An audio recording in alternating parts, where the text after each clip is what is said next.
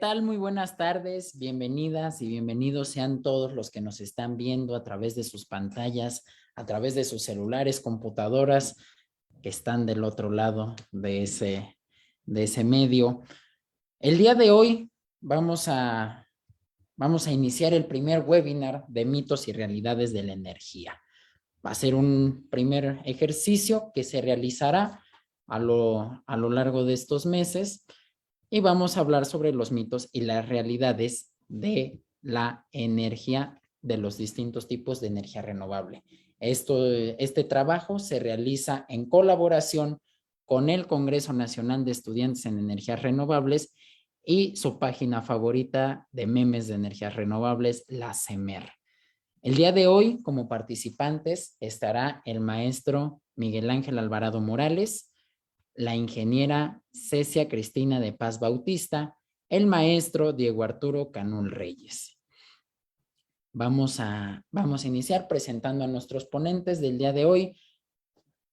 Vamos a empezar con la ingeniera Cecia Cristina de Paz Bautista, que es ingeniera en energía por la Universidad Politécnica de Chiapas y está próxima de titularse de la maestría de ingeniería en energía por el Instituto de Energías Renovables de la UNAM, donde estudió la factibilidad del recurso eólico en México basado en análisis de sensibilidad tecnoeconómica de los parámetros estadísticos. Trabajó en el laboratorio de energía eólica del mismo instituto, donde desarrolló diversas actividades, entre las cuales se encuentra la logística y el desarrollo de cursos, talleres y conferencias especializados y orientados al fortalecimiento de las capacidades académicas en materia de energía eólica. Posteriormente, laboró en la Secretaría de Gestión Tecnológica y Vinculación del Instituto de Energías Renovables de la UNAM en la gestión de diversos proyectos de innovación en energías renovables. Actualmente, la ingeniera Cecia labora en el Parque Eólico de Arriaga, Grupo Dragón, como ingeniera en logística. La pasión por los viajes la disfruta y las visitas a los parques eólicos también. Gusta de la fotografía y de jugar fútbol. Ingeniera Cecia Cristina de Paz Bautista. También nos acompaña el maestro Miguel Ángel Alvarado Morales, que estudió la ingeniería en energías renovables y la maestría en ingeniería en el Instituto de Energías Renovables de la UNAM. Realizó estancias cortas de investigación en el Instituto Nacional de Electricidad y Energías Limpias, INEL, y en el Centro de Tecnología Avanzada del CONACYT, en temas relacionados al diseño aeroelástico de turbinas eólicas. Colaboró en proyectos estratégicos del semieólico y ha impartido cursos a nivel licenciatura sobre energía eólica. Ha impartido también varios talleres sobre el diseño y evaluación aerodinámica de aspas en el Congreso Nacional de Estudiantes en Energías Renovables. Esta una actividad más. Él coordinó la 8ª edición de este congreso. Actualmente es estudiante de tiempo completo del doctorado en ingeniería, donde trabaja con modelos mesoescala y su aplicación en la modelación de aerogeneradores. Miguel, bienvenido, muchísimas gracias. También nos acompaña el día de hoy en el primer webinar el maestro Diego Arturo Canul Reyes, que es ingeniero en energía por parte de la Universidad Autónoma de Campeche y maestro en ingeniería por la UNAM, obteniendo ambos grados con mención honorífica y acreedor a la medalla del mérito universitario por sus estudios de licenciatura. Realizó una estancia de investigación en la Universidad Técnica de Delft en Países Bajos, donde abordó temas relacionados con la energía eólica marina, tema en el que realizó su tesis de maestría para analizar el potencial en el Golfo de México. Ha participado en diversos congresos a nivel nacional e internacional y ha impartido cursos sobre programación en Python y sus aplicaciones en energía eólica. Actualmente el maestro Canul se encuentra realizando el doctorado en el Instituto de Energías Renovables con temas relacionados con los efectos climáticos extremos en los aerogeneradores y es un apasionado de la ciencia de datos. Bienvenido, maestro Diego Arturo Canol Reyes, ya que presenté a mis compañeras y a mis compañeros, que también vamos a alguien que está presente que no se ve, pero siempre hay alguien detrás de cámaras. Nuestro compañero Demian, el apoyo técnico siempre es invaluable en estos eventos. Vamos a dar paso a iniciar el primer webinar con una presentación del maestro Miguel, que nos hablará un poco del breve panorama de la energía eólica. Miguel, adelante. Como bien lo dijo mi compañero Emmet, vamos a hablar primero un poquito sobre un breve panorama de la energía eólica para entrar en materia. Entonces, pues, ¿qué es la energía eólica? ¿No? En este webinar vamos a tratar algunos de los mitos que más se han difundido, que más conocemos actualmente, pero vamos a empezar viendo qué es. Y entonces, primero podríamos definir qué es la energía, ¿no? Pero para definir qué es la energía es algo tan complejo y tan que tiene muchísimas aplicaciones que nos llevaría un webinar completo poder definirlo. Entonces, simplemente vamos a definir la energía como la capacidad que tiene un sistema para realizar un trabajo. Por ejemplo, yo para ahorita platicar con ustedes, pues estoy ocupando energía. Entonces, tengo la capacidad para hacer este trabajo, ¿no? O para caminar, o para irme en carro. Todas estas son actividades, son trabajos que requieren energía, ¿no? Y existen muchas formas y manifestaciones de la energía. Las que más conocemos o con las que estamos más habitualmente conocidos es con la energía eléctrica o la electricidad. ¿Por qué? Porque la mayoría de los electrodomésticos utilizan esta, ¿no? Pero un principio fundamental del universo es que la energía no se crea ni se destruye, solamente se transforma. Entonces, para nosotros poder tener energía eléctrica en nuestros hogares, necesitamos obtenerla de algún otro sitio.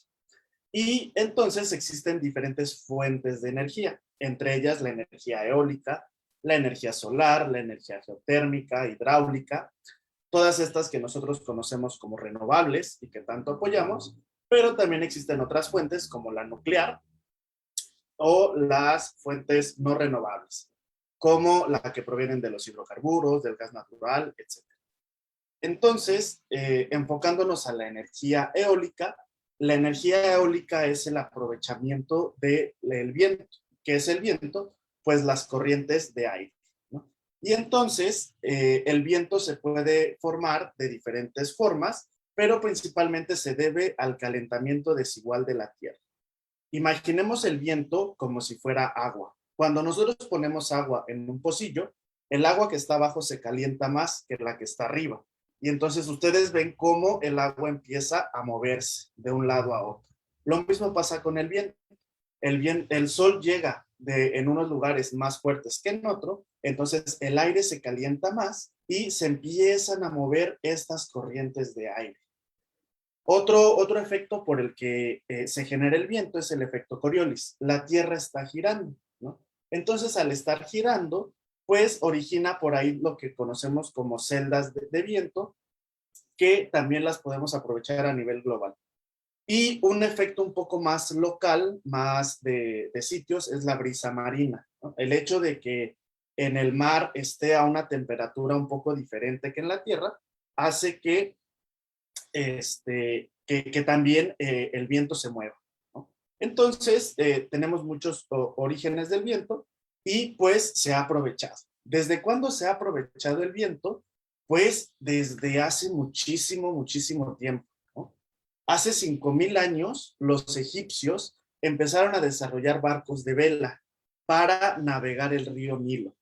Y entonces el barco de vela aprovecha el viento para facilitar el movimiento en el río. Entonces, desde hace 5,000 años. Mucho tiempo después, por ahí del siglo VII, empezaron a construirse molinos de viento para la molienda de granos. Entonces, estas palas giraban, tenían por ahí un mecanismo que permitía moler los granos y ayudar a la comida, a la alimentación de las personas. Fue hasta el año 1832 que se descubrió el principio de inducción eléctrica y a partir de ahí empezó toda una revolución hacia generar y utilizar electricidad como vector energético.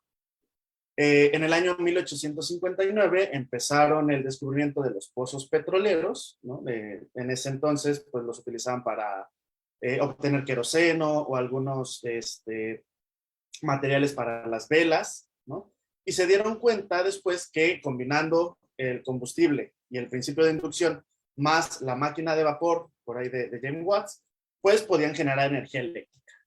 Y en 1881 se creó la primera central eléctrica comercial a base de carbón en Pearl Street, ¿no? Pero por ahí de ese mismo año, en el año 1888, también se empezó a utilizar el viento para crear energía eléctrica. Entonces, tenemos al primer abuelito de los aerogeneradores. Los aerogeneradores actuales pues ya son con tecnología moderna, ya son de metal, de fibra de vidrio, se pueden instalar en tierra, se pueden instalar en mar. Y aquí nada más quiero mostrar la ecuación básica del viento. Es una charla de divulgación, no hay que ser tan específicos con las ecuaciones, pero con esta ecuación es que nos dice cuánta energía podemos extraer. Entonces, la potencia que se puede extraer depende de la densidad del viento, del área de captación de mi rotor, de la velocidad de viento al cubo y de la eficiencia de la máquina, ¿no? Y entonces, cada aerogenerador tiene una huella digital, lo que nosotros conocemos como la curva de potencia. Es algo que es muy característico de cada máquina y si ustedes se dan cuenta, aquí en el eje de las X se ve la velocidad del viento y en el eje de las Y se ve la potencia, ¿no? Entonces, conforme se va incrementando la velocidad del viento, se va incrementando la potencia, pero llega un límite en el que la máquina ya no puede extraer más. Este límite lo conocemos como potencia nominal. Y después nos topamos con otro límite, que es la máxima velocidad que la máquina puede soportar, ¿no? Entonces, mi aerogenerador por lo general puede aguantar hasta unos 20-25 metros sobre segundo. Velocidades más altas se tienen que parar para protegerse. Y entonces, con esto estaría terminando mi participación sobre el panorama de la energía eólica. Muy bien, muchas gracias, Miguel. Vamos a seguir con la participación del maestro Diego Canul. Diego, adelante. Gracias, Emmet. Miguel, gracias por la introducción y qué gusto estar con mis colegas, mi colega Cecia, Demian, Emmet y Miguel. Entonces, vamos a platicar un rato de cómo anda el viento en números, la situación un poco a nivel internacional y a nivel nacional. Miguel, si me ayudas, porfa, con las diapos. Entonces, vamos a hablar exclusivamente el día de hoy del viento. Y para saber cómo andamos, en general las energías renovables son un 30% de toda la matriz energética que tenemos a nivel global hoy en día, o al año 2020. Y entonces, la energía eólica representa cerca del 30% entre la energía que está instalada en tierra y la energía que está instalada en mar. Un poco en la producción que tenemos. Y en particular, la energía eólica ha estado evolucionando de manera relativamente rápida. Por ejemplo, en el 2020, es decir, en el año pasado, tuvimos 256 gigawatts nuevos instalados en comparación, bueno, más bien nuevos instalados, que representaba 30% más que el año anterior. Entonces, eso nos dice un poco de cómo es la capacidad que hemos tenido año con año. Ahora, ¿cómo se han distribuido estas nuevas instalaciones? La siguiente, por favor. Bueno, pues se ha distribuido de esta manera. Estas es las nuevas instalaciones que mencionaba. En su mayoría han sido instalaciones en tierra. Las instalaciones en mar aún están en desarrollo. A lo mejor hablamos un poquito de eso a ratito. Y del lado derecho tenemos la distribución de estas nuevas instalaciones. Entonces, primero tenemos cómo está distribuido por región. La zona de Asia-Pacífico, en Europa, en Norteamérica, en Latinoamérica y finalmente en África y América. Entonces, lo que vemos es que la mayoría de ellos están instalados en el Pacífico, principalmente de China, como lo vemos del lado derecho, y aquí están, de hecho, los top 5 países que tienen mayores participación tanto en nuevas instalaciones como en el total de la energía instalada. Entonces, son Estados Unidos, Brasil, China, Alemania y Países Bajos. La siguiente, Miguel.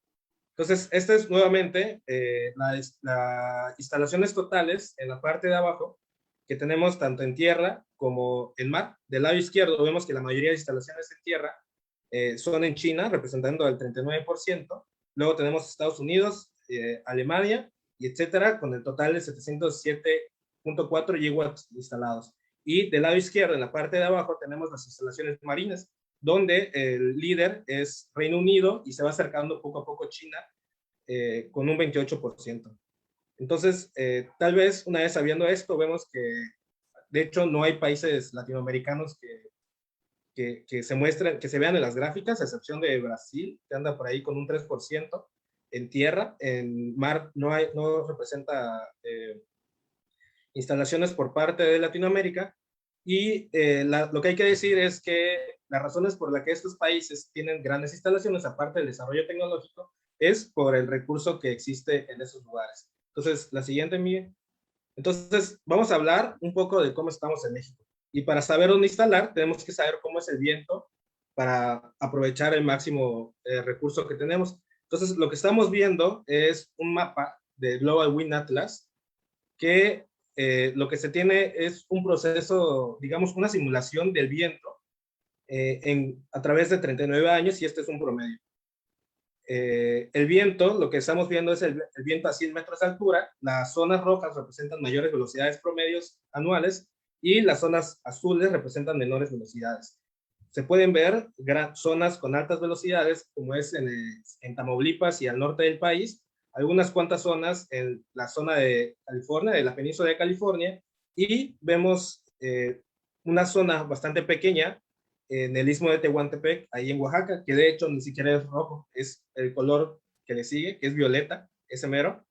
Y esto es porque es el sitio que tiene mayor recurso eólico en el país, y de hecho es considerado uno de los mayores recursos eólicos de todo el continente. Entonces es un sitio bastante interesante. Y otra peculiaridad que podemos ver es una zona roja, es decir, de altas velocidades, que se presenta en el centro del país y hacia el norte. Y de hecho podemos ver que de hecho es una llanura que corresponde con las alturas de las zonas montañosas en el país, que son las sierras mares oriental y occidental. Entonces, si nosotros mantenemos esta imagen en nuestra cabeza, podríamos imaginarnos dónde son los sitios donde es factible o no poner aerogeneradores, y es la siguiente gráfica. Entonces, en esta gráfica lo que vemos son las instalaciones actuales en el 2020, en el año pasado, que se tenían en el país. Y como es de esperarse, la mayoría de ellos están en Oaxaca, que es la zona de la que hablábamos hace rato, y el resto de ellas están distribuidos a lo largo del país, y como esperábamos, coinciden con los lugares que tienen mayor recurso eólico, que es Oaxaca y el norte del país, por ahí de Tamaulipas. Entonces, esta es la distribución que se tiene de las instalaciones y su potencia instalada, su capacidad instalada, perdón. Y como les mencionaba, Oaxaca es el que tiene mayor capacidad con 2.749, y por ahí sigue Tamaulipas con 1.715 megawatts instalados en total. Entonces, esto es la cantidad de aerogeneradores que se tienen en cada uno de estos lugares. Entonces, eso no es lo mismo que la generación. ¿Cuánto se genera? Pues lo que se genera son 19.603.86 gigawatts hora. Estos datos son básicamente el sistema interconectado nacional y nuevamente corresponden a los del año 2020. Entonces, teniendo estos dos datos en mente, podemos hacer un cálculo más o menos sencillo o rápido de cuál es el factor de planta. Entonces, el factor de planta es un indicador que nos puede hablar de qué tan eficiente es el sistema. Entonces, básicamente lo que dividimos lo que dividimos o lo que hacemos es tener el cociente de la energía anual producida, que les comentaba son 19,000 megawatts, entre la potencia nominal instalada, que son 7,054 megawatts por el tiempo que debe funcionar, que estamos considerando todo el año. Haciendo esta división, el capacity factor o el factor de planta está cerca del 31%. Entonces, si vemos la gráfica de abajo, en la parte del medio, que son datos de la Agencia Internacional de Energía, vemos cómo esta gráfica es una gráfica a nivel global y nos muestra cómo ha crecido este factor de planta a nivel global. Y si nos damos cuenta, estamos dentro del rango, estamos entre el 30 y el 36%, que es el rango que se tiene a nivel global. Entonces, vamos por buen camino y lo voy a dejar hasta acá para continuar con la discusión. Maestro Canún, muchísimas gracias. Vamos a pasar con la intervención de la ingeniera Cecia para que nos platique un poco sobre Grupo Dragón y el Parque Eólico de Arriaga. Ingeniera, adelante. Hola a todos, un gusto estar aquí con ustedes. Siempre es como que un placer divulgar qué es la energía eólica, qué es lo que se está desarrollando y qué es lo que hacemos incluso desde un parque eólico, ¿no? Pues como decía en mi presentación, estoy actualmente laborando en el Parque Eólico de Arriaga, que es de parte de Grupo Dragón. Grupo Dragón es una empresa que principalmente está comprometida con la sustentabilidad y también está comprometida responsabilidad social ante los efectos que hemos tenido en consecuencia del cambio climático. Les platico un poco de ella. Grupo Dragón dirige la operación de 2 parques eólicos. Está el Parque Eólico de Los Altos y Parque Eólico Arriaga, que es el que está actualmente. Parque Eólico de Arriaga, para los que no saben, está ubicado en el estado de Chiapas, en el sur, colinda con Oaxaca. Y Parque Eólico de Arriaga consta de 16 turbinas, 16 aerogeneradores con una capacidad nominal de 2 megawatts. Eólica de Arriaga tiene una antigüedad de 9 años y pues es lo que les puedo decir de Grupo Dragón y Parque Eólico de Arriaga. Actualmente estoy por cumplir un año laborando con el grupo de trabajo de Parque Eólico de Arriaga. Muchas gracias. Ingeniera, muchísimas gracias. Vamos a entrar a una sección de nuestro webinar, que es la ronda de mitos y realidades de la energía eólica. Para dar inicio a esto, le pido por favor al maestro Miguel si nos puede dar un breve contexto de lo que se piensa de los mitos que están alrededor de la energía eólica. Maestro, adelante. Pues bueno, alrededor de la energía eólica hay muchísimos mitos, muchísima desinformación que se da porque pues alguien piensa una cosa, alguien piensa otra cosa, lo dice en televisión, lo dice en público y se empieza una cadenita de desinformación, ¿no? Entonces, pues lo mejor para ello es combatirla. ¿Y qué mejor forma de combatirla? Pues que haciendo este tipo de eventos, ¿no? Y escuchando, en este caso, a Cecia, que es especialista en el parque eólico, a Canul, que está haciendo su doctorado en energía eólica, y pues yo, su servidor, les voy a introducir un poquito a los mitos que han ido rondando.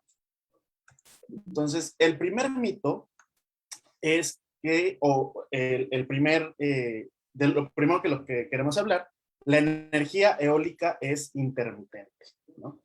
Entonces, ya les platiqué hace rato un poquito de los fenómenos que originan el viento.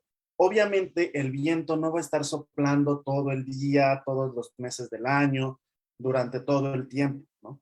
Aquí pueden ver una gráfica de cómo va cambiando la velocidad a lo largo de 2 días, ¿no? En un día sube mucho la velocidad, cerca de 25 metros sobre segundo, y a los 2 o 3 días desciende del orden de 5 metros sobre segundo. Vuelve a subir y vuelve a bajar, ¿no? Entonces, esta intermitencia que se habla de la energía eólica, pues más que nada tiene que ver con su carácter variable, ¿no? Entonces, existen diferentes mecanismos para contrarrestar esto. Entonces, Emmet, si quieres preguntarle a los invitados. Vamos a empezar con el maestro Diego. ¿Qué herramientas utilizan para predecir en el corto y mediano plazo las velocidades de viento en diferentes sitios eólicos? ¿Qué tan eficientes son, maestro? Muy buena pregunta, Ahmed. Y lo que primero que quisiera decir es que cuando nosotros planteamos un proyecto de energía eólica en uno de los sitios potenciales de los que platicábamos hace ratito, lo primero o una de las cosas que se deberían hacer es hacer una campaña de medición. Sin embargo, estas campañas de medición involucran colocar torres anemométricas a las alturas de los rotores de los aeros y pueden llegar a ser un poco costosas. Además de que requieren bastante tiempo, de 1 a 2 años, para tener mediciones certeras. Y derivado de esto, existen herramientas que hemos usado en los últimos años, que básicamente son modelos físicos que involucran precisamente estas mediciones reales con observaciones y la física propia de la atmósfera y demás, para entonces nosotros poder tener una modelación del viento. Estos modelos son combinados con observaciones que pueden venir tanto de las torres que acabo de platicar, como de otras fuentes de mediciones, como principalmente pueden ser satélites. Y entonces tenemos simulaciones o predicciones que nos ayudan a tener precisamente estas predicciones a corto y largo plazo. Un ejemplo de esto, por ejemplo, son los que se muestran en las predicciones para huracanes, que probablemente hayamos visto en la última semana o en los últimos días. En el pronóstico del tiempo lo que vemos es cómo se va a trazar la ruta del huracán. Y entonces es a partir de estas herramientas, precisamente a partir de datos satelitales, que nos permite tener estas mediciones a corto plazo. Ahora, en el largo plazo es un poco más difícil, ¿no? Pero son herramientas distintas y son herramientas que se han estado desarrollando, como por ejemplo el uso de inteligencia artificial. Entonces, lo último que quisiera decir en este contexto es que el viento, a pesar de que podría ser un movimiento azaroso, la realidad es que no lo es. Existen patrones que han estado bien identificados, como mencionaba Miguel hace rato, como el día y la noche, así como también existen patrones en todo el año que tiene que ver básicamente con temporadas de altas velocidades y temporadas de bajas velocidades. Por ejemplo, se ha identificado de manera típica que las temporadas con altas velocidades en el país es en las épocas de invierno y primavera, y por el contrario, las épocas que tienen menores velocidades son las épocas en verano y en otoño, y tiene mucho que ver con el movimiento de la Tierra y con los efectos de temperaturas que existen, que se explicaban al principio. Entonces, el viento no necesariamente es azaroso, porque existen patrones que podemos tener, y existen herramientas que nos permiten tener una predicción a corto y a largo plazo. Gracias, Emmet. Maestro, muchísimas gracias. Vamos a continuar con la participación de la ingeniera Cecia para ver este mito: la energía eólica es intermitente. Cecia, ¿cómo es la comunicación con el SENACE sobre la producción de energía que tendrán en el corto y mediano plazo? ¿Qué hacen en el parque cuando hay vientos ligeros? Muy buena pregunta, repito, que creo que esta es una muy buena pregunta para defender la intermitencia de los parques eólicos, o el mito de intermitencia. Como bien sabemos, o como bien platicaba mi compañero Diego, existen programas o plataformas que realizan los pronósticos de velocidades de viento.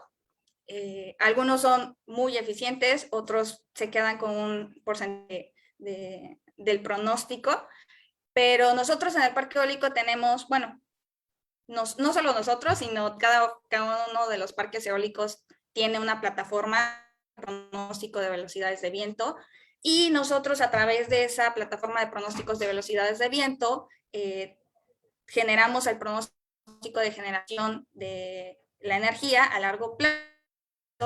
Y los encargados de enviar este pronóstico son mis compañeros, los operadores del parque, que me están viendo, saludos. Ellos son los encargados de enviar este pronóstico ante SENACE, y lo hacen con un pronóstico de 7 o 10 días, y lo hacen diario. Entonces, así es como lo manejamos aquí en el parque eólico. Y ¿Qué hacen en el parque eólico cuando hay vientos ligeros? Digamos que durante todo el año existen temporadas altas de velocidades de viento o contamos con temporadas de bajas velocidades de viento. Entonces, aquí en mi pueblo, que es Arriaga, donde está ubicado el parque eólico, por ejemplo, de noviembre a febrero, marzo, tenemos, bueno, es nuestra temporada de altos vientos, que es donde aprovechamos la energía, la generación. ¿Y qué hacemos en las temporadas de bajas velocidades de viento? Justo en esas temporadas es cuando nosotros aprovechamos para aplicar el mantenimiento anual. Estos mantenimientos son preventivos que se hacen, que los hacen mis compañeros técnicos. Un saludo, porque igual están viendo. Ellos son los encargados de tener las máquinas al 100 para que antes de que llegue la temporada de velocidades altas de viento, las turbinas estén en OK. Entonces, nosotros, bueno, como cualquier tecnología o máquina necesita un mantenimiento, entonces nosotros aprovechamos estas temporadas para dar justo ese mantenimiento preventivo. Muy bien, muchísimas gracias, ingeniera. Vamos a pasar al segundo mito, que va en torno a los aerogeneradores son ruidosos y la tierra donde se instala pierde otros usos de suelo. Miguel, ¿nos podrías dar la introducción a este mito? Bien, los aerogeneradores son unas máquinas gigantescas, unas máquinas enormes, que lo que hacen es recibir el viento de frente, mueven las palas y este movimiento mecánico lo transforman y lo transfieren hacia el generador eléctrico. Entonces, es una cantidad de engranes que se están moviendo, chocando uno con otro, de máquinas metálicas que están girando. Entonces, eso produce ruido. Produce un ruido bastante importante, ¿no? ¿Qué tan importante es? Pues, si lo vemos en esta gráfica, si nosotros nos paráramos justo en el generador eléctrico cuando la máquina está trabajando, lo escucharíamos como una máquina que poda el pasto. Si nos vamos alejando un poquito más, pues a unos 20 metros sonaría como una licuadora, a unos 100 metros suena como un aire acondicionado cuando está encendido, y a 300 metros, que es por lo general cuando ya empieza a haber casas, suena como suena el refrigerador, ¿no? Entonces, este sonido se va mitigando conforme nos alejamos de las máquinas. También es lo que nosotros buscamos son sitios con altas velocidades de viento, ¿no? Y entonces el viento de por sí suena un montón. No sé si a alguno de ustedes les ha tocado en algún sitio que empieza a hacer viento y se escucha hasta parece que nos van a espantar, ¿no?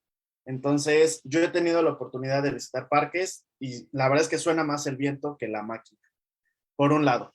Por otro lado, la torre de los aerogeneradores, de los más grandes, a lo mucho tienen entre 5 y 7 metros de diámetro, ¿no? Entonces, tengo este espacio y alrededor de él tengo que dejar una buena distancia para poner otro aerogenerador. No los puedo poner uno pegado a otro. Entonces, la realidad es que el terreno que ocupan estas máquinas es mínimo, ¿no? Las torres de los aerogeneradores, la subestación, que por lo general tienen los parques, y los sistemas de control.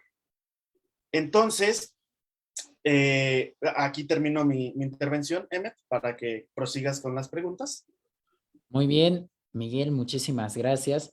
Vamos con las preguntas para nuestros invitados, Diego y Cecia. Les recuerdo, el mito 2, los aerogeneradores son ruidosos y la tierra donde se instala pierde otros usos de suelo. Maestro Canul, el ruido que hacen los aerogeneradores, ¿con qué otras cosas las puedo comparar? ¿Existen algunos mecanismos para reducir este ruido? Adelante. Y bueno, gracias, Emmet. Sería mentira decir que no producen ruido. La realidad es que lo hacen a escalas muy pequeñas. Es una máquina mecánica y como cualquier máquina mecánica existe un ruido asociado. Principalmente pues, a los mecanismos. Y otra fuente de ruido que también es importante, como bien mencionaba Miguel, son los efectos que crea la pala al girar. Entonces, cuando giramos, se crean vórtices de viento y a veces es un poco lo que escuchamos. Ahora, existen técnicas que nos pueden ayudar a disminuir el ruido, y una de ellas es, en el caso de la caja mecánica, que es donde está contenido el motor, el caja de engranes y demás, es aislar todo el contenido para que de esta forma no suene. Y es una solución que es bastante fácil de implementar. Ahora, en el caso de las aspas que giran, existen normas que no permiten que genere más el ruido que se tiene en la normatividad. Y, por ejemplo, uno de los métodos que se puede hacer es cambiar el ángulo de pitch, porque a mayor velocidad se puede producir mayor ruido.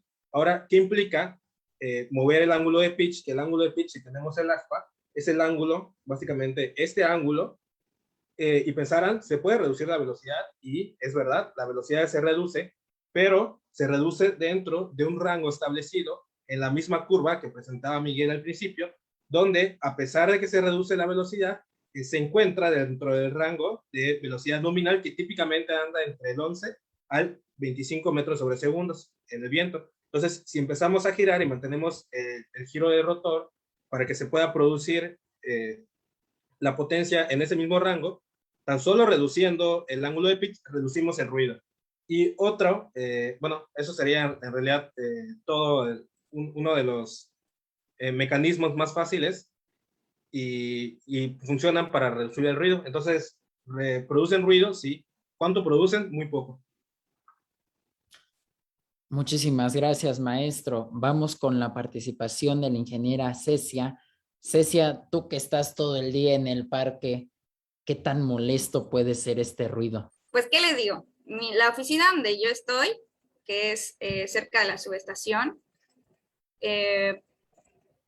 tenemos un aerogenerador ubicado aproximadamente como a 500 metros, y sinceramente, pues yo no, o sea, la mayoría del tiempo no hay ruido, y cuando lo hay, ese ruido o ese nivel de emisión de ruido es tolerable. Pero sí llega a existir ruido, claro que sí, pero esto pasa en ciertas temporadas, que son en las temporadas de alto viento, que es justo cuando el ruido que se escucha más es en el momento en el que las palas del aerogenerador rompen esos flujos de viento. Entonces, sí, sí llega a existir un cierto nivel de ruido, pero les repito, o sea, es tolerable. De hecho, en los parques eólicos tenemos que realizar ciertos estudios de niveles de ruido. Tanto estudios de ruido laboral, que es lo que nos establece la NOM 011 de la STPS, y existen los estudios de ruido ambiental, que nos lo establece la NOM 081 de la CERMAT.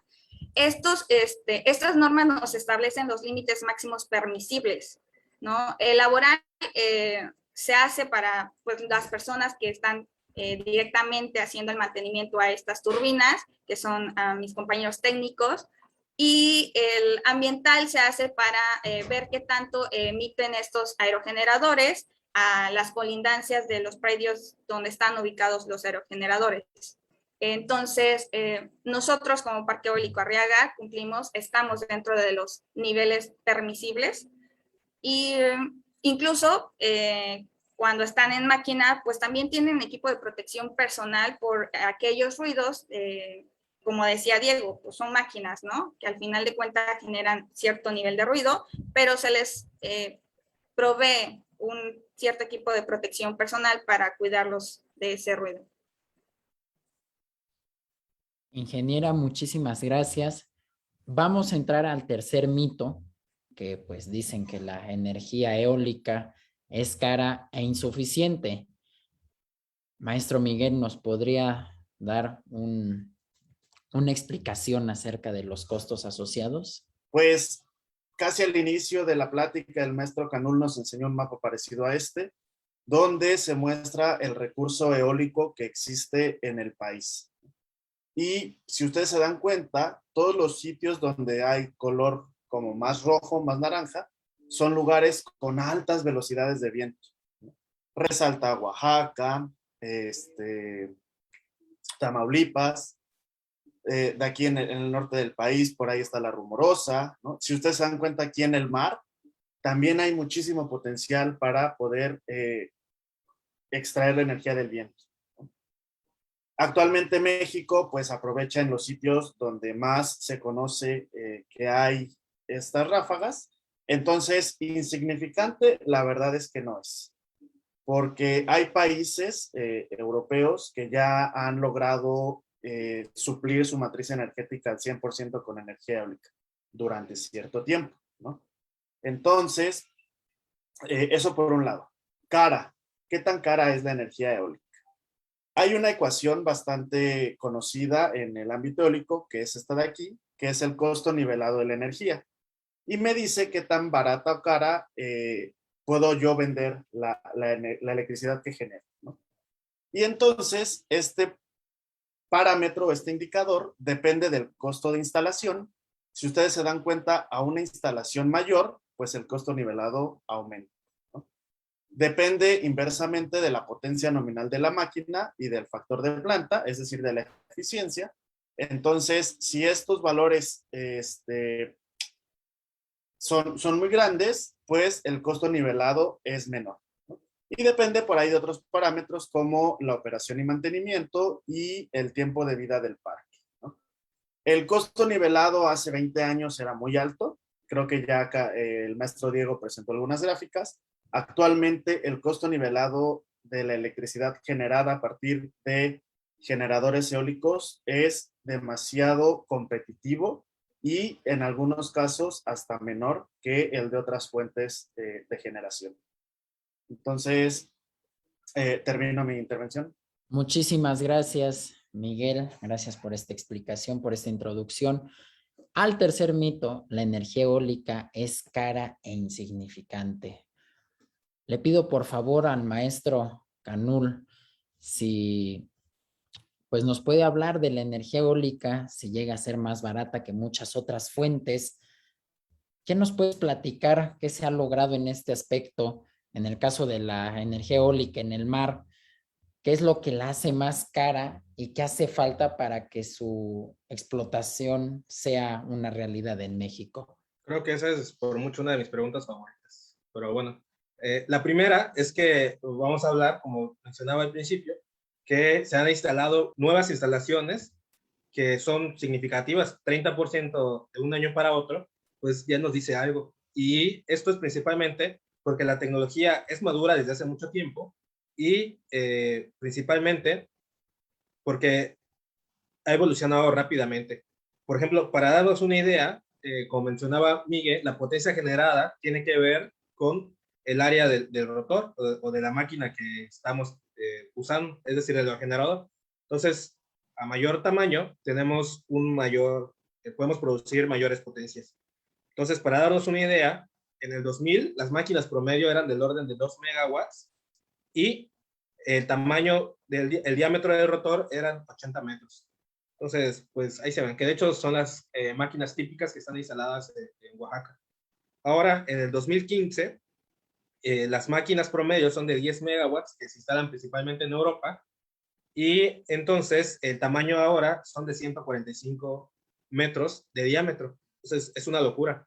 Para darnos una idea, justamente hace unos días, el lunes me parece, una empresa asiática que se llama Mingyang presentó su nueva turbina de 16 megawatts, híbrida, y se puede instalar tanto en tierra como en mar. Entonces, 16 megawatts es una locura comparado con los 2 megawatts que se tienen instalados en promedio por aerogenerador, o más bien es el tamaño promedio de un aerogenerador. Ahora, ¿cuánto es el tamaño del aspa de este nuevo aerogenerador de 16 megawatts? Pues resulta que es de 182 metros. Y yo no encontraba una referencia para saber cuánto es 182 metros, pero es el tamaño de la torre latinoamericana. Entonces, imagínense un aspa de ese tamaño. Pues pueden imaginarse cuánta energía va a producir. Entonces, el punto de esto es que la tecnología ha avanzado rápidamente y es lo que ha hecho que los costos sean económicos, o más bien que sean más baratos, porque históricamente la energía eólica es más barata incluso que la energía solar fotovoltaica, y hasta la fecha lo es. Por ejemplo, la solar fotovoltaica anda del orden de, déjenme les platico que anda del orden de 57 centavos de dólar por kilowatt hora, y la energía en tierra anda de 39 centavos de dólar, ¿no? Entonces, de hecho son menos cantidades. Entonces, se pueden dar una idea de lo barato que es. Ahora, en el caso de mar, es un poco más difícil.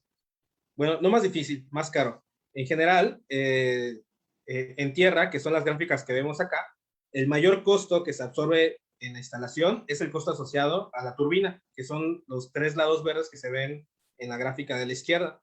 Mientras que en mar, la instalación tiene que ver con la turbina y con la cimentación, y claro, por la estructura eléctrica, porque son cables submarinos que atraviesan pues, el fondo del mar hasta llegar a tierra. Entonces, ¿qué es lo que hace cara una instalación en mar? Es precisamente la cimentación y por todo lo que lleva, que es la logística de instalación, encontrar la cimentación adecuada, y etcétera. Pero en México se han realizado estudios donde sí es factible, principalmente en el Golfo de México, en Tamaulipas y en la península de Yucatán, mar adentro. Entonces, ¿qué haría falta? Datos experimentales, porque se han hecho con datos que tenemos, que les platicaba al principio, a lo mejor ahondo un poco más en este tema ratito, pero esa es la diferencia entre mar y tierra. Entonces, en resumen, la energía eólica es cara su instalación, su costo nivelado es muy barato, una vez que está produciendo es muy barato. ¿Y qué se necesita para instalarlos en tierra, en mar en México? Necesitamos hacer estudios experimentales, y existen los estudios teóricos que prueban que sí se puede, y tener la inversión para ello. Sería todo. Muchísimas gracias, maestro Canul. Es turno de la ingeniera Cecia. Ingeniera, ¿la energía que se produce en el Parque de Arriaga es mucha o es poca? ¿Sabes más o menos como cuánta o como qué promedio se puede abastecer? La energía que producimos de manera anual, en promedio, creo que puede abastecer, considerando una casa con consumo promedio anual, alrededor de 7,410 casas, considerando, repito, el consumo promedio per cápita al año. No puedo dar el dato real porque es confidencial. Muy bien, ingeniera, no hay ningún Pero problema. sí, alrededor de 7,410 casas podemos abastecer con la energía que generamos o que producimos anualmente. Perfecto, muchísimas gracias, ingeniera. Vamos a pasar al cuarto mito. Los aerogeneradores matan aves y dañan el medio ambiente. Para esto, Miguel nos va a dar una introducción a este tema. Miguel, adelante. Muy bien, muchas gracias. Pues, al igual que nosotros queremos aprovechar las corrientes de viento para extraer energía, pues las aves quieren aprovechar esas corrientes durante sus épocas migratorias o durante alguna movilidad de un lugar a otro.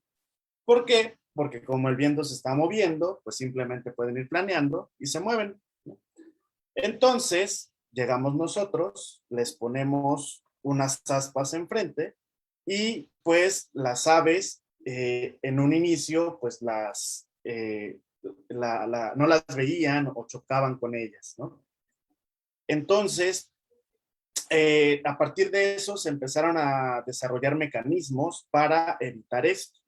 Y la realidad es que estos mecanismos son bastante efectivos. Entonces, deme, por favor, a quien le toque la pregunta. Muy bien, muchísimas gracias, Miguel. Vamos con el maestro Diego para que nos pueda responder esta pregunta. Maestro Canul, ¿es cierto que los aerogeneradores contaminan?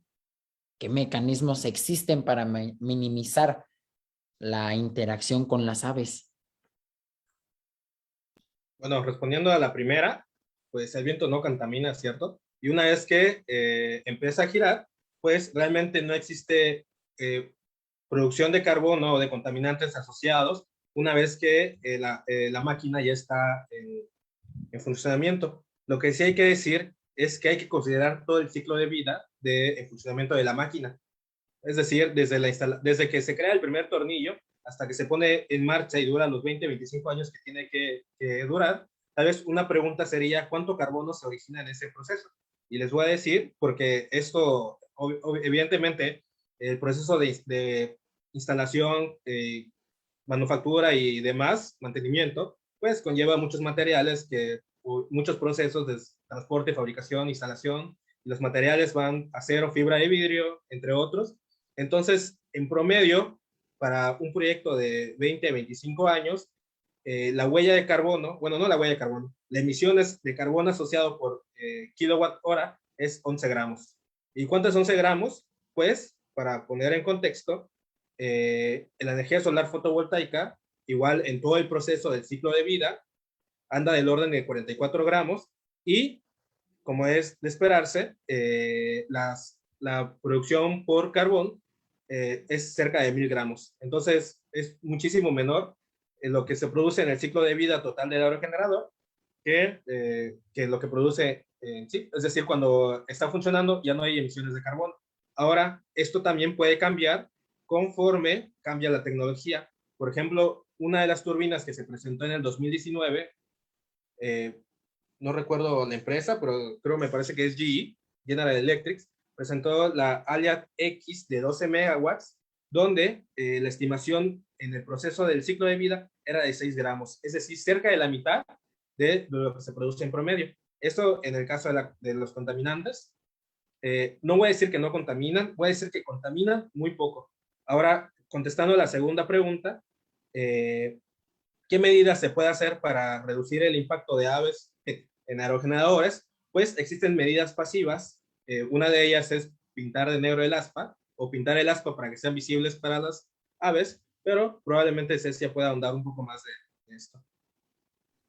Muchísimas gracias, maestro. Vamos con la intervención de la ingeniera Cecia. Ingeniera, tú que te la pasas todo el día, que ya nos comentaste que sí, literal es todo el día en el campo, en el parque eólico, ¿qué tan seguido encuentran aves muertas, lastimadas en el parque? Claro que sí, con gusto la respondo, pero antes me gustaría complementar la respuesta de Diego de que sí llegue a implementar como para prevenir el daño al medio ambiente o a las aves. Existe el balizamiento de los aerogeneradores, que es pintar ciertas partes de las palas de los aerogeneradores y de las torres de un color que, de acuerdo a estudios, es un color que las aves a cierta distancia las pueden detectar. Entonces, esa es una manera de prevenir que exista la colisión entre las aves y los aeros. Nosotros, en el Parque Eólico de Arriaga, y creo que en la mayoría de los parques eólicos, existe o tienen un plan ya sea para el monitoreo, el rescate, reubicación de las aves, y eventualmente cuando llega a existir algún incidente, pues se le da el proceso de acuerdo al procedimiento que les mencionaba. Les repito, son procedimientos que es para el monitoreo de estas mismas aves, para el rescate y para la reubicación de las mismas. Y además, pues en el caso de Arriaga, nuestros aerogeneradores pues tienen este método de prevención que les mencionaba, que es el balizamiento de los aeros, y pues así evitamos la colisión de los pajaritos. Compañera, ¿me deja complementar un poco las respuestas? Claro, claro que sí, maestro. Adelante. Muchas gracias. En el sur de México, también una preocupación muy grande, muy importante, son los murciélagos. Los murciélagos son los encargados de polinizar la mayor parte de las plantas y hay quienes aseguran que es una de las especies que tienen mayor importancia en la naturaleza, ¿no? Yo también lo creo y estas especies también son afectadas con regularidad por los aerogeneradores. Entonces, un mecanismo que se propone es que cuando sabemos que los murciélagos van a pasar por nuestro parque, hacer que las aspas o los rotores giren más lento para que les dé tiempo a los murciélagos de poder esquivarlos. Se pierde un poco de potencia, se pierde un poco de energía, pero ayudamos a que no afecte estas migraciones, ¿no? Por ahí hay algunas gráficas muy realistas de cuántas aves mueren en porcentaje por los aerogeneradores y cuántas aves mueren en porcentaje por los gatos domésticos, ¿no? Y las muertes por aerogeneradores es nada. Los gatos domésticos son los responsables de la mayor muerte de avifauna en el mundo. No es por compararme de yo soy menos peor, pero sí es importante de esclarecer que se toman acciones para evitar la muerte o los accidentes con la avifauna. Gracias. Muchísimas gracias, Miguel. Vamos a entrar al quinto mito de este webinar. Antes de la instalación de un parque, deforestan un terreno. Maestro Miguel, por favor, si nos puede introducir al tema. Muy bien, muchas gracias. Es cierto que para los aerogeneradores nos conviene tener terrenos relativamente lisos o llanos porque se alcanzaría mayores velocidades a alturas más bajas. Como pueden ver aquí en esta gráfica, en una ciudad estaría alcanzando los 89 o 100 metros, perdón, el 89 o 100% de la velocidad del viento a unos 500 metros, ¿no? En cambio, si tengo un parquecito con pocos árboles, pues lo estaría alcanzando como a 400 metros, y en el mar, donde no hay rugosidad, pues a una altura mucho menor. Entonces, eso es cierto, ¿no? Nos conviene tener un terreno más liso, un terreno más llano, pero algo que es importante es que antes de poner un parque, se identifican los terrenos donde hay altas velocidades. Y antes de poner un parque, se realizan mediciones de velocidad de viento. Entonces, yo no voy a llegar a deforestar todo un terreno para realizar una medición de 1 o 2 años y después poner mi parque y ver si sí había velocidad de vientos altas o no. Entonces, los terrenos que se tienen identificados o las áreas, por lo general, son áreas con poca vegetación. Entonces, aquí termina mi intervención. Muchísimas gracias, maestro. Vamos a pasar a las preguntas con nuestra compañera, con nuestro compañero. Maestro Canul, ¿cuál es la diferencia de potencia producida entre un parque con un terreno boscoso y un parque con un terreno llano? Es una pregunta relativamente fácil de responder. Si puedes poner otra vez la presentación, Miguel, por favor. Entonces, para no andar ahí inventando cosas, voy a usar la presentación que está aquí de referencia y podemos comparar, por ejemplo, una ciudad con el bosque que tenemos al lado, que es la primera imagen contra la segunda imagen. Como vemos en la imagen, y como explicaba Miguel, el gradiente de velocidad es qué porcentaje de la velocidad del viento cambia respecto a la altura para estas diferentes situaciones.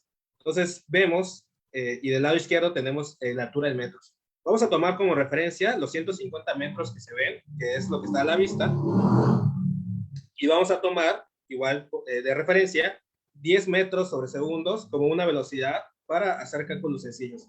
Esto quiere decir que cuando estemos al 100%, nuestra velocidad va a ser completa, va a ser el 10%. Y lo primero que notamos es que en el caso de la ciudad, ese 100% se alcanza arriba de los 50 metros. En el caso del bosque, en el caso del medio, anda del orden de los 400 metros. En el caso del mar, donde no hay obstáculos, anda menor a 300 metros. ¿Pero qué quiere decir esto en términos de potencia? Bueno, pues es muy fácil.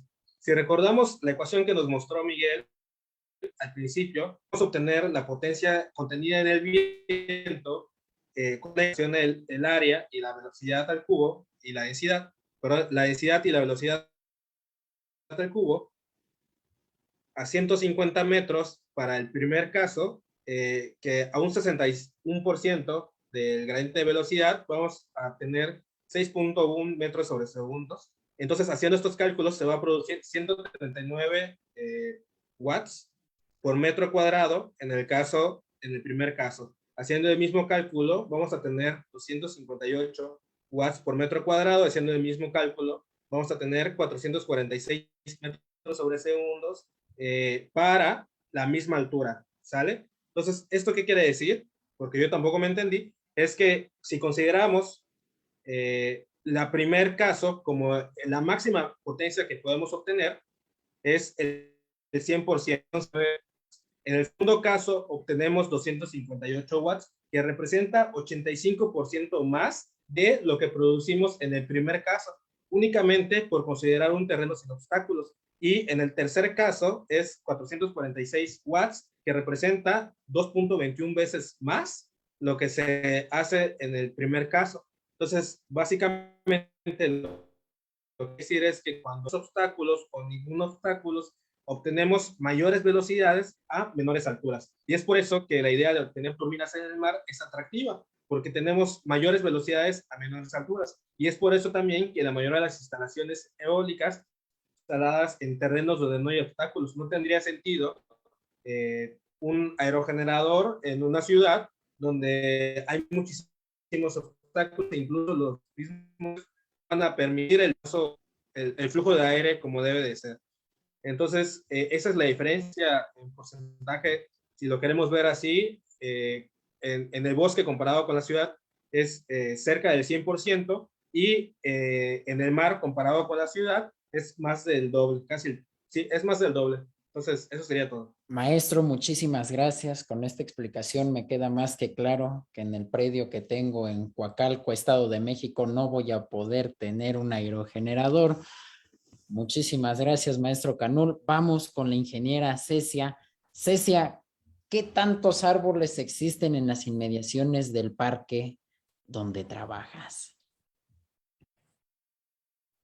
¿Qué tantos árboles existen? Pues alrededor de los predios del Parque Eólico Arriaga, donde están los aerogeneradores, tenemos unos paisajes bellísimos. Complementando un poco, quiero aclarar que no deforestamos cuando se instala un parque eólico nuevo en su totalidad, ¿no? Claro que sí se deforesta, sí hay un impacto de deforestación, pero es un porcentaje muy mínimo, y ese porcentaje se llega a deforestar porque es el área que se va a ocupar para la instalación del aerogenerador y las plataformas que son alrededor de estos aerogeneradores, y es un área muy pequeña. También otras áreas que se llegan a deforestar son las vialidades, ¿no? Y justo como está la imagen, ese es el parque eólico que tenemos en Arriaga, Chiapas. Como podrán ver, en el terreno de al lado, que es en el predio se dedican a la ganadería, y ahí es donde está deforestado, ¿no?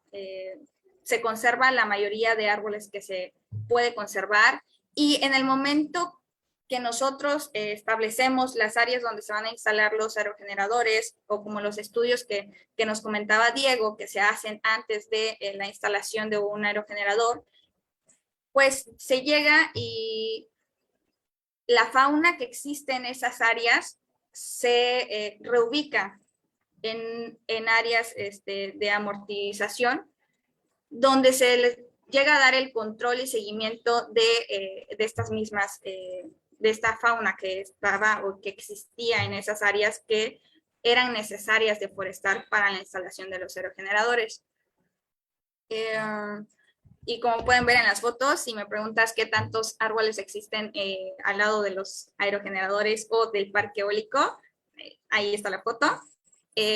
Además de eso, nosotros año con año tenemos campañas de reforestación. En Parque Eólico de Arriaga, la última campaña de reforestación se hizo con árboles endémicos de de Arriaga y de la región. Esto como sabrán, nosotros somos ingenieros, los que estamos en parque, ingenieros en energías renovables, ingenieros mecánicos, ingenieros eléctricos, por lo cual este año acudimos a pedir ayuda y hacer la dinámica entre el municipio a través del vivero municipal y la gerencia de microcuencas, donde pues hay biólogas expertas que te dicen, estos árboles son endémicos de Arriaga, ¿no? Y se llevó a cabo esta campaña y estas personas nos apoyan como a darle el seguimiento para lograr el índice de sobrevivencia de los árboles que estamos reforestando, ¿no? Otro dato curioso es, pues no es nada comparado lo que llegamos a deforestar para poner un aerogenerador y las plataformas de los aerogeneradores con algunos casos o accidentes que hemos provocado nosotros mismos, los seres humanos, ¿no?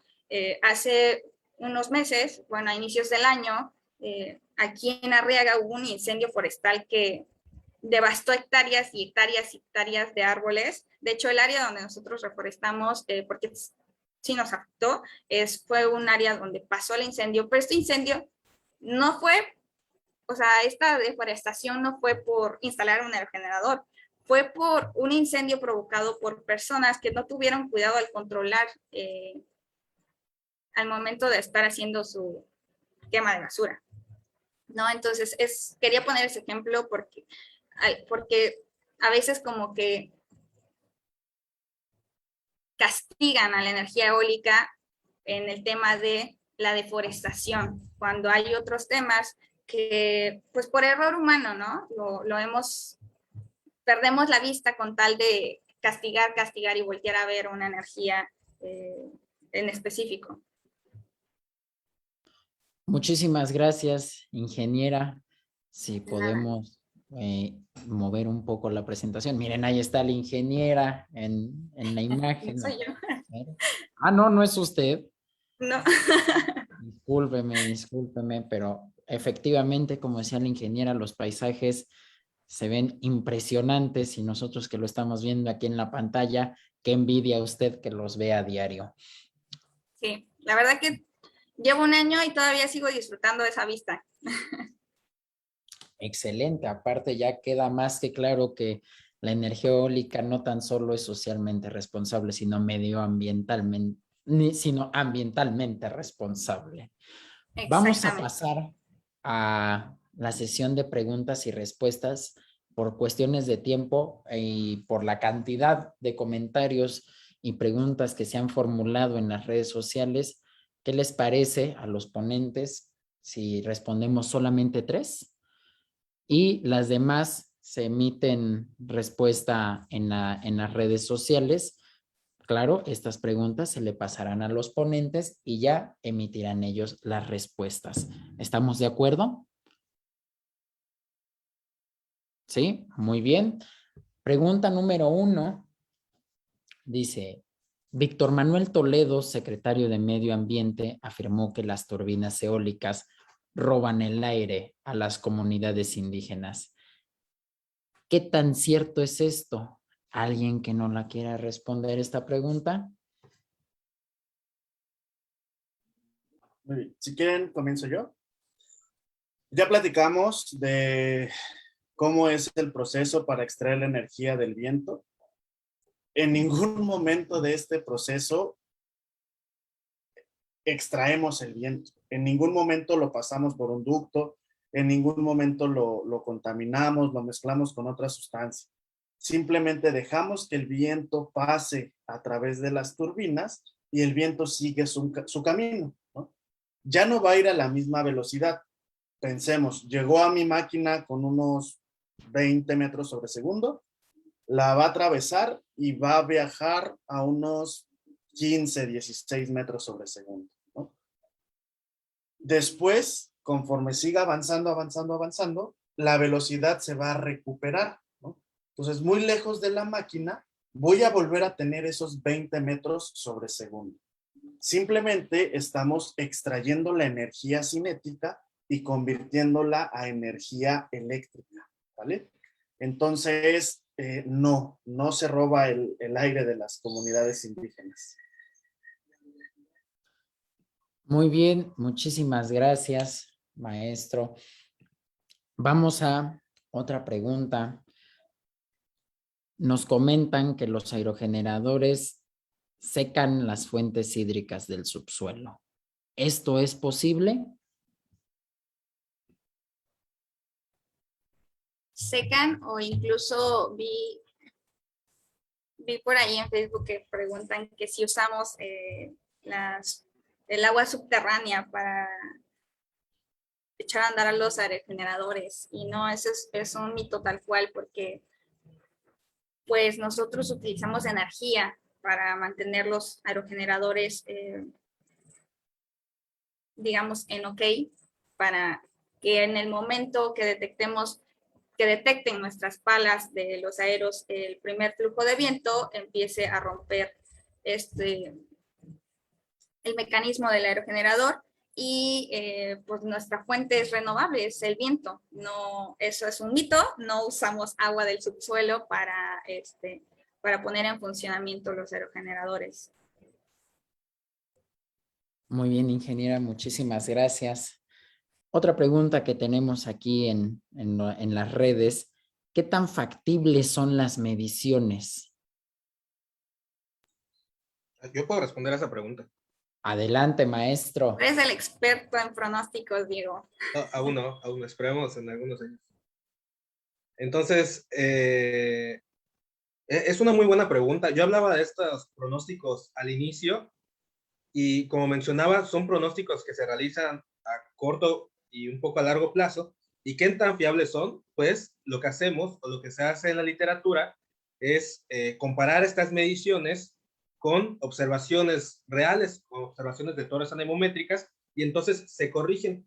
Entonces, un ejemplo claro de esto, y la realidad es que son mediciones bastante fiables, las hemos comparado experimentalmente, bueno, más bien estadísticamente, son bastante confiables, pero un ejemplo concreto que puedo dar es, por ejemplo, si ustedes han visto los pronósticos de huracanes, dicen día 1, viene huracán por acá, a las 6 horas, no, que siempre no, que se desvió un poquito, a las siguientes 6 horas, no, que se volvió a desviar. Es, por ejemplo, es un ejemplo de las correcciones que se hacen estadísticamente conforme va pasando el huracán o cualquier evento, y así sucede con la mayoría de los eventos, porque realmente es una pregunta muy válida. ¿Qué tan fiables son? Pues tenemos que validarlas. Esa es la palabra correcta. Tenemos que validar nuestras simulaciones, y la experiencia y las estadísticas sí nos han dado certeza de que nuestras simulaciones son bastante buenas. Y otra vez está el ejemplo del huracán, que se tiene que ir modificando cada determinado tiempo, cada 3 o 6 horas, para tener un diagnóstico o una simulación certera. Ahora, esto es cierto, esto es a corto plazo, puede ser, tal vez podemos predecir a 1 o 2 días en adelante. Predecir a mayores tiempos es un poco difícil por la misma naturaleza del viento. Otra vez se requieren métodos un poco más sofisticados como inteligencia artificial, pero sin embargo, otra vez, y repito, estos patrones que existen en el viento están identificados, y a partir de eso igual podemos saber si nuestra predicción está bien o mal. Entonces yo diría que son bastante certeras.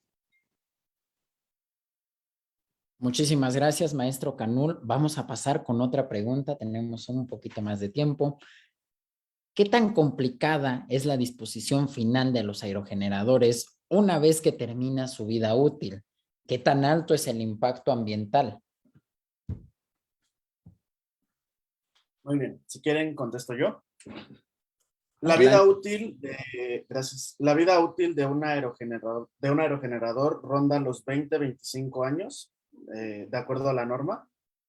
Y después de este tiempo, pues ciertamente se tienen muchas partes, muchas componentes que se le tiene que dar una buena disposición, ¿no?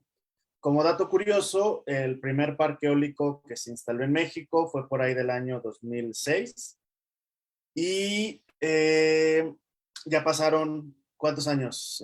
20, ¿20 años? Del No, 2006, menos. perdón. 15, ¿no? Del 15, 2006. 15 años. 15 años. Entonces, a ese parque eólico le quedan todavía unos 5 o 10 años de vida. En el mundo se empezaron a instalar por ahí del año 93, 92. Los de aquí ni siquiera habíamos nacido. Entonces, pues ya en estas fechas, en estos momentos, empieza a ser un tema porque ya se están terminando su vida útil, ¿no? ¿Qué es lo que se hace? Pues por lo general se desarman las piezas y se mandan a un tiradero. Eso es algo lamentable porque se les puede dar algún otro uso o se pueden reciclar para diferentes propósitos, ¿no?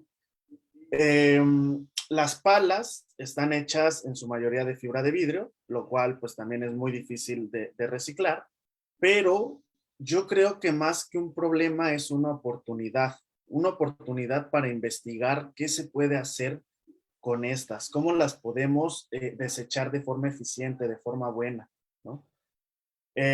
Las palas por lo general es lo que más se desecha. La torre se puede reutilizar, se le da mantenimiento y se puede repotenciar a una turbina de mayor potencia. La góndola igual. El generador eléctrico tiene muchos componentes que se pueden reciclar, mucho cobre, muchos metales. Entonces, en realidad, el parteaguas está en las palas, pero esa es mi propuesta. Más que verlo como un problema, hay que verlo como una oportunidad. Lo que yo diría, o lo que a mí me gustaría, es que el gobierno legisle en cuanto a estos temas y que a los que quieran instalar un nuevo parque, pues consideren eso ya en los gastos, ¿no? De disposición final de los residuos.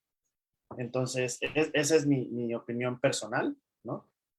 Sí se puede, pero hay que invertir. ¿Y quién tiene que invertir? Pues el gobierno, los dueños del parque, todos los que nos veamos beneficiados por esta energía.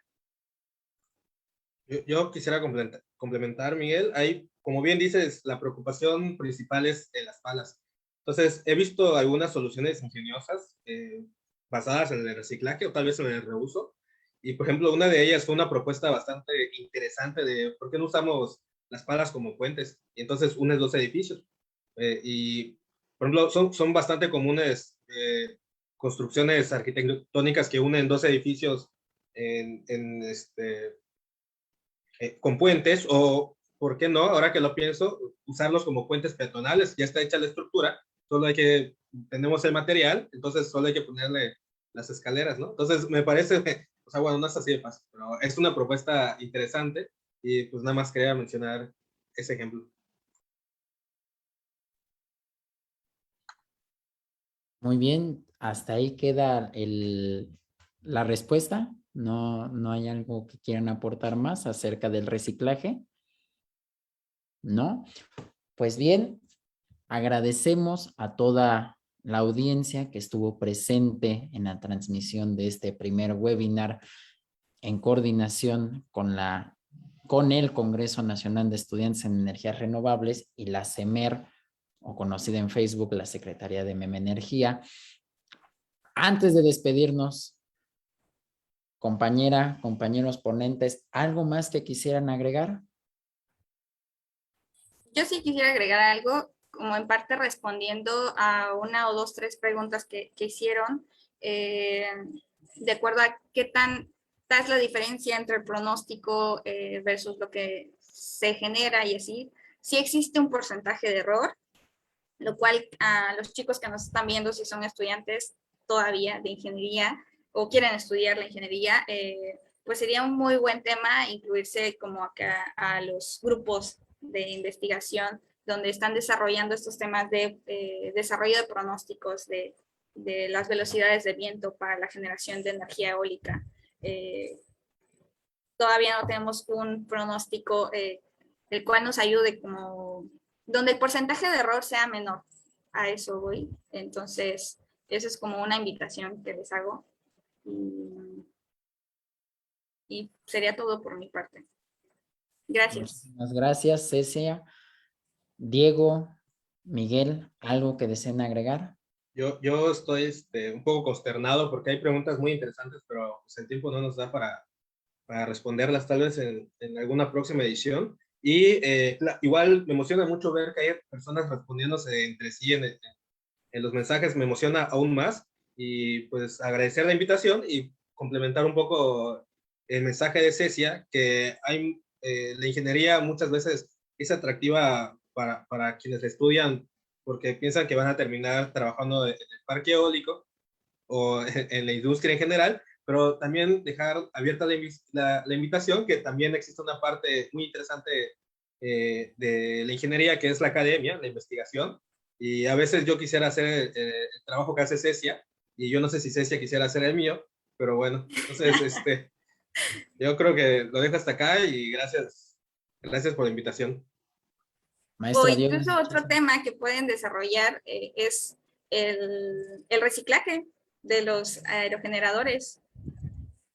Nuestros parques eólicos en México son muy nuevos, entonces, justo como decía Miguel, nos faltan 5 años, podemos proponer muchas cosas, incluso como ingenieros que estamos trabajando en campo. Veo ahí en el live que están comentando personas que creo que están elaborando, pues armar algo, ¿no? Para proponer el reciclaje en México, porque quizá en algunos otros países ya se esté desarrollando esto o están intentando desarrollar cómo llevar a cabo el reciclaje, pero ¿por qué no proponer algo nosotros aquí en México, ¿no? Perdón. Muy bien. No se tiene que disculpar. Este es el webinar de ustedes. Miguel, ¿algo más que quieras agregar? Muchas gracias. Pues, primero que nada, agradecer la participación, agradecer tanto a la ingeniera Cecia y al maestro Diego que nos pudieron acompañar y aportar a este webinar. Creo que el mensaje que me gustaría dejar es que si bien la energía eólica ya es madura y es capaz de llevar energía limpia y renovable a muchos hogares, todavía falta mucho para que sea mejor, ¿no? Hace falta muchísima gente que se integre a este campo laboral, hace falta muchísima gente desde muchos campos, ¿no? Desde un parque eólico, desde lo legal, desde la academia, hace falta muchísima gente. Entonces yo invito a todos los que nos están viendo a que lo compartan, si es que les gustó, a que escriban algún comentario por ahí. Nosotros vamos a intentar responder los comentarios que por motivos de tiempo ahorita ya no podemos, pero vamos a comentar ahí en el Facebook. Entonces, muchísimas gracias, Emmet, por moderar este evento y también como coordinador de este CENER que pasó, pues hacer la invitación a que nos digan de qué energía les gustaría que habláramos en un próximo webinar. ¿De acuerdo? Entonces, es todo por mi parte. Muchísimas gracias. Muchísimas gracias, compañera, compañeros. Pido por favor si podemos invocar al compañero Demian para que se haga presente. Demian, que está en los controles, que está leyendo todos los comentarios que nos están escribiendo y nos los está pasando. Demian. Gracias a todos. Fue un gusto estar con ustedes. Muchísimas gracias. A nombre del Congreso Nacional de Estudiantes en Energías Renovables de la Secretaría de Memenergía, les damos las gracias a todos y a todas las participantes en este primer webinar. Nos vemos después. Gracias.